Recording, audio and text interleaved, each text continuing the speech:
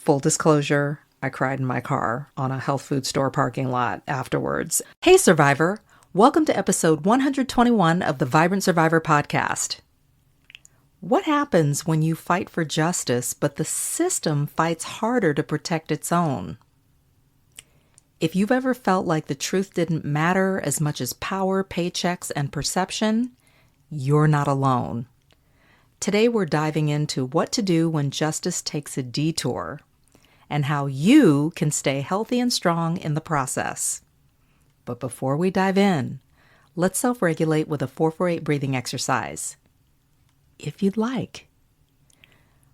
And I invite you to place one hand on your chest and one on your belly, and we'll inhale for 4, hold for 4, and exhale for 8. Ready? Inhale, 2, 3, 4.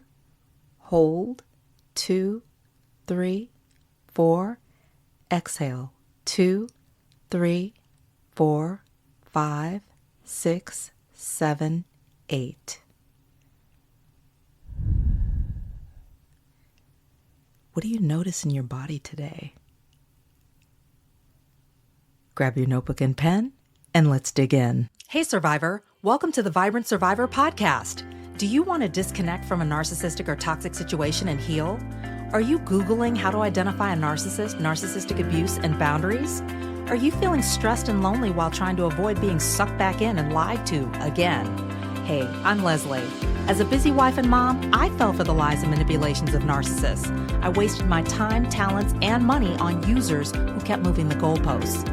I wanted real relationships and business opportunities and to enjoy life with my family. Instead, I struggled with anxiety, panic attacks, and insomnia, and I couldn't trust my body or anybody until I took a holistic approach to healing. In this podcast, you'll find tips for healthy living, trauma healing, and boundaries so that you'll have the freedom, confidence, and inner peace to respond, not react, after narcissistic abuse. Take a deep breath in, let it out slowly, and just relax. This time's for you. This week, I attended a State Board of Education meeting. And wow, what an experience. Picture this, a packed room with emotional testimonies, like a lot of emotion and a lot of testimonies, and a high-stakes decision being made about 5 school district administrators who failed to protect students from a teacher's misconduct. And instead of holding the 5 administrators accountable, the board, in a sense, protected them. At minimum, they delayed justice by recommending that 4 of the administrators have separate hearings. They were all heard together. And then one administrator being let off the hook due to the fact that it was believed that they were kind of given the short end of the stick in the situation. And the victims then left in limbo.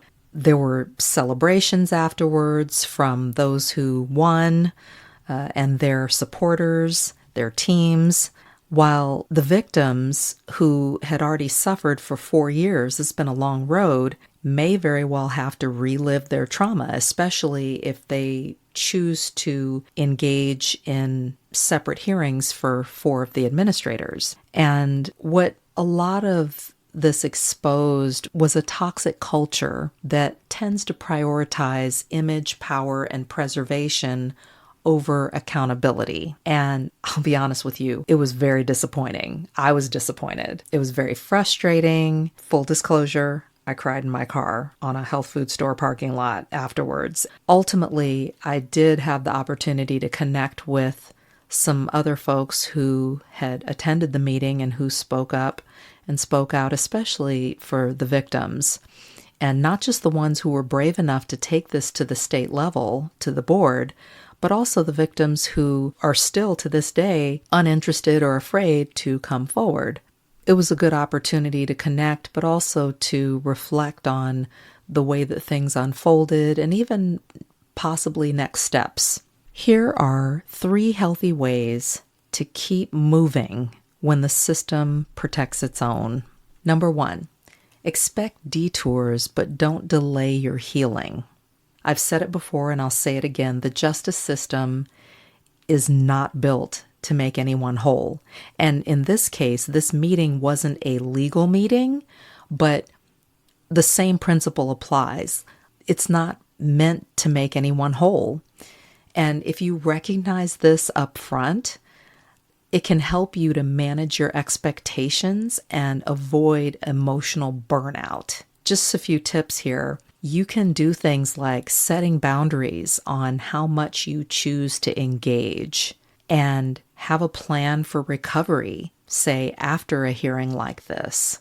Healing doesn't have to wait for a committee or a board or any body's decision. You can plan to meet up with someone who you trust and know. You can plan to fuel your body with healing foods, real foods. It can be so tempting to isolate, eat your feelings, and wallow in the results, but something like gym time or working out outside time, even better, or spa time, family time, creativity time, or just downtime can help you to recharge your batteries for the next best step.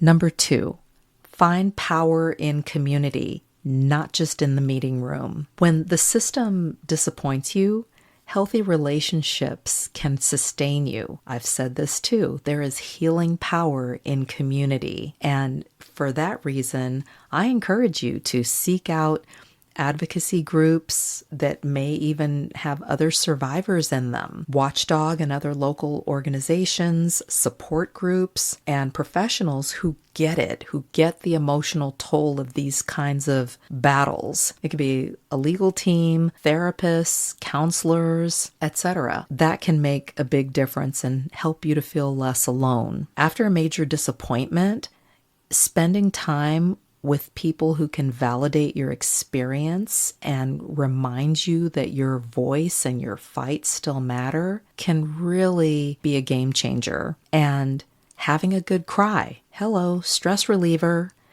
building others' efforts up, say if you're talking to someone else, that can be a way to focus positively. And helpers high, you can share insights on what possible good can come of, say, a verdict or a decision like the one that I witnessed this week. Or you can just do something else. Let your hair down, go out, grab some food, weave in some healing foods, some real food, or do some other kind of fun activity. Number 3, reclaim your impact in ways that they can't block. You may not be able to control the outcome of a hearing like this, but you can control how the truth is delivered and how it's remembered. And that matters. Some of the ways that you can make an impact include educating, enlightening, and empowering other people. You can use the media, you can use social platforms or advocacy organizations to help expose wrongdoing or push survivor stories out to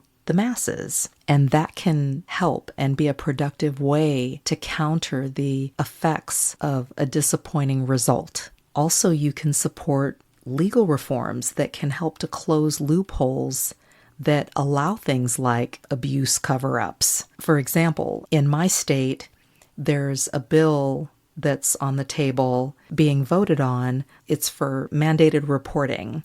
And they've added some language around grooming to the bill just to close that loophole. Things like that can make a difference going forward. And being a part of that can help you to feel like you're making a positive contribution to the greater good. Also, empowering other survivors to raise their voices even when the system resists can help too. Just know that justice isn't all about a verdict. It is also about the ripple effect of truth being spoken, toxic patterns of behavior being exposed, and areas that need to be addressed being revealed to the larger population. And that can help to create change too. Sometimes people don't know what they don't know. People are busy, distracted, consumed with their own lives, overwhelmed, and they don't realize what's going on. So that can make a big difference. Also, you can brainstorm any blockages that are happening, and it may help you to discover your next best step or a way around the blockages. Once you get a chance to step back and self-regulate,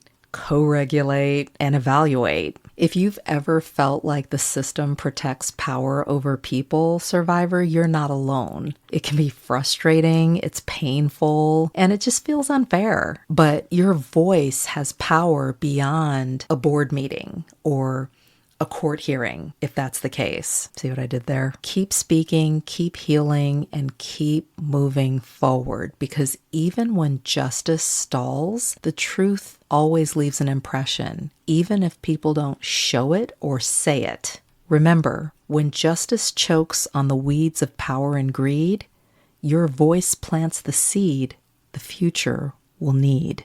Thanks for tuning in, Survivor. Keep shining your light in this world. It's so needed. Take care, and I'll talk to you soon. Hey, Survivor! Are you tired of feeling exhausted, stressed, lonely, and stuck in narcissistic relationships, and you just want closure and healing? I spent years rationalizing toxic relationships and dysfunctional environments in the name of community, connection, and career. As a result, I wasted my time, talents, and money on users who kept moving the goalposts. One of the worst was an alleged murderer who discarded me after I caught him lying, stopped helping him for free, and held my boundaries. Even though I dodged a bullet, I felt depressed, ashamed, and I doubted myself. I want you to know that you don't have to suffer in silence, feel alone, or crazy anymore. Come and experience the power of creating your own closure without the permission or participation of the narcissist. I've been no contact for over 4 years now, and I've grown personally and professionally. I have more clarity, stronger boundaries. I'm building a life and business that I've always wanted and enjoying real relationships. I know you want to break patterns of getting into toxic relationships, even if you don't mean to. And it feels so good to disconnect from dysfunction, set and hold boundaries, provide closure for myself, and focus on self-care, and to empower my kids to do the same. Go to closurecoachingsession.com right now and get ready to heal after narcissistic abuse. If this podcast has helped you understand who and what you're dealing with, sharpen your discernment, and move forward on your healing journey, share it with another survivor. Help me help others by leaving a review for the show. And let's connect on social. Take a screenshot, share it in your IG stories, find and tag me at The Vibrant Survivor, and I'll share your post too. I look forward to connecting with you on IG and seeing you back here. You're not alone and you're not crazy. Know who you're dealing with, know who you are. Take care, and I'll meet you back here next week. Bye-bye.